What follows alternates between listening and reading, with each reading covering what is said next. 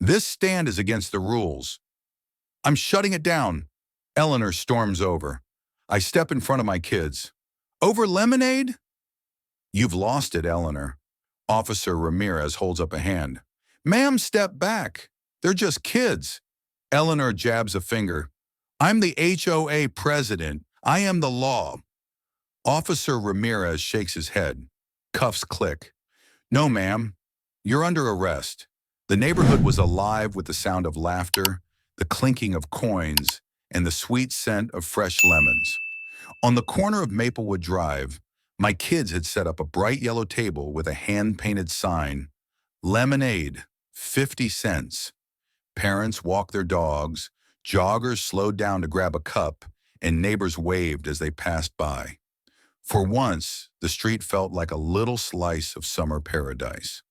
But paradise never lasts long when the HOA president is around. I noticed Eleanor Briggs standing across the street with her arms crossed tightly, her face pinched in disapproval. She was in her 50s, her bob haircut stiff as ever, and she looked like she was about to explode. She was known for her obsession with bylaws, and I could already tell she was calculating some violation in her head. They don't have a permit, she muttered loudly enough for people nearby to hear. This is an unlicensed commercial operation. Against HOA rules, against county ordinances. Absolutely unacceptable. One of my neighbors tried to calm her. Eleanor, they're just kids. It's lemonade, not a nightclub. Eleanor's lips thinned into a grim line. The rules exist for a reason, and I will not tolerate lawlessness under my watch. Before I could say anything, she pulled out her phone and dialed 911. I stood frozen in disbelief as she hissed into the receiver.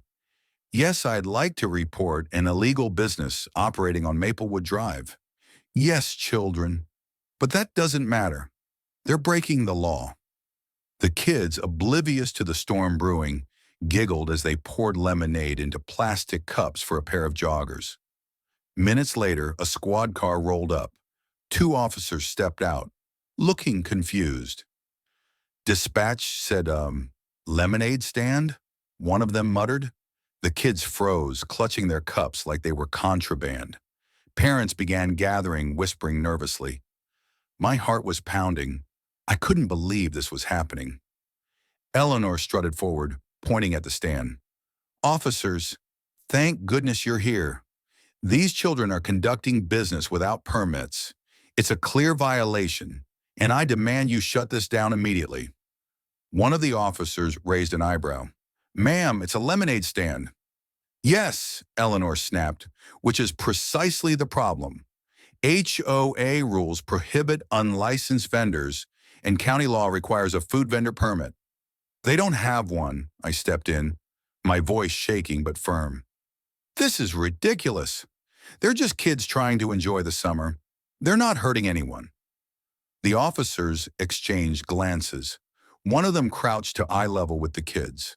Hey, are you selling lemonade? My youngest, a freckle-faced boy, nodded nervously. 50 cents a cup, sir. The officer smiled. Sounds like a good deal. I'll take one. The crowd chuckled. The kids beamed. I finally exhaled, thinking it was over. But Eleanor's face turned crimson. You cannot, she sputtered. You are officers of the law. You're supposed to enforce it, not encourage it. The other officer straightened.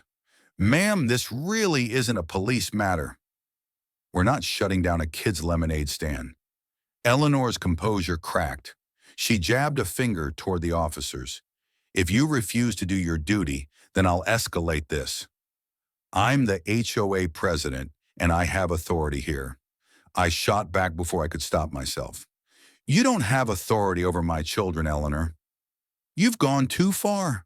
The crowd, emboldened, began to shout. She tried to fine me for having a basketball hoop. She harassed my wife over planting wildflowers. This is the last straw. Eleanor, flustered, pulled her phone back out. If the local police won't do their jobs, I'll call the county sheriff and report your negligence. One of the officers frowned. "Ma'am, I need you to calm down." But she didn't. She marched right up to them, waving her phone in their faces. "I will not be ignored. You're all incompetent. If you won't enforce the law, then I'll—" "Ma'am," the officer interrupted sharply, "step back." She didn't. She shoved past him, still shouting, "This neighborhood is out of control. If I have to take matters into my own hands, I will." That was the moment the officer grabbed her wrist. "Ma'am, you're interfering with law enforcement and causing a public disturbance. You're under arrest." Gas rippled through the crowd. Eleanor's eyes went wide. "What? You can't arrest me. I'm the HOA president." The other officer pulled out the cuffs. "That doesn't put you above the law." The crowd erupted in cheers as Eleanor was led to the squad car, still shrieking about bylaws and order. News of the arrest spread like wildfire. Within hours, neighbors posted videos online.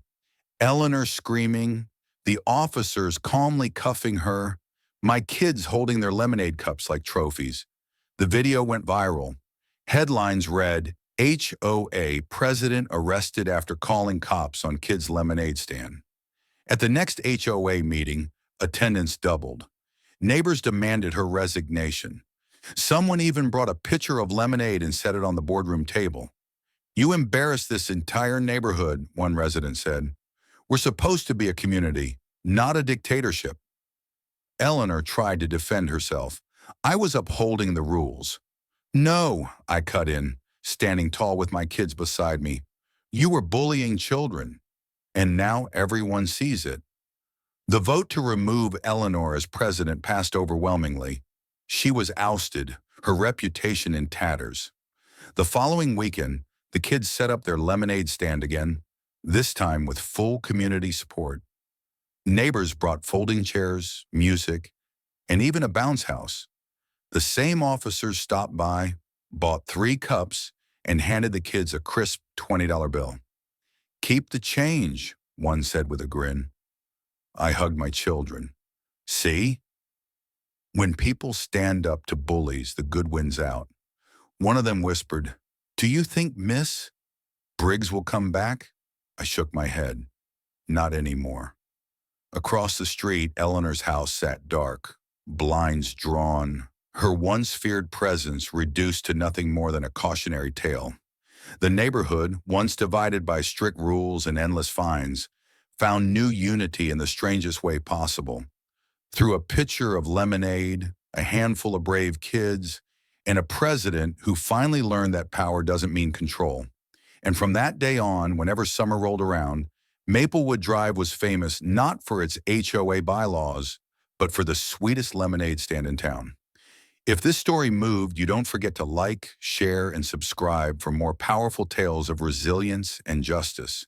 Your support allows us to keep delivering valuable insights and stories that inform and inspire people everywhere. Thank you for watching Work Story, and see you in the next one.